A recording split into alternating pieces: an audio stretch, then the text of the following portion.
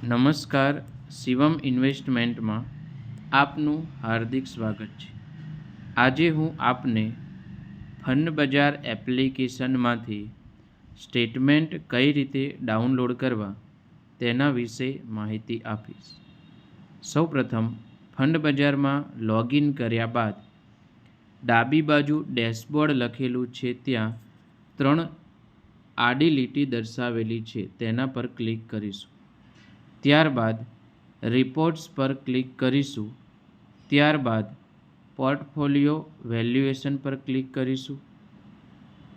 ત્યારબાદ તમારા જેટલા ફંડ રોકાણમાં હશે તે બધા ફંડની માહિતી આવશે.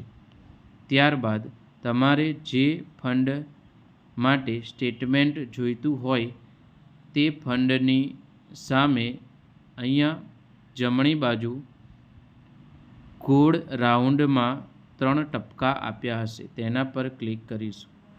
ત્યારબાદ ડાઉનલોડ SOA એટલે કે ડાઉનલોડ સ્ટેટમેન્ટ ઓફ એકાઉન્ટ પર ક્લિક કરીશું.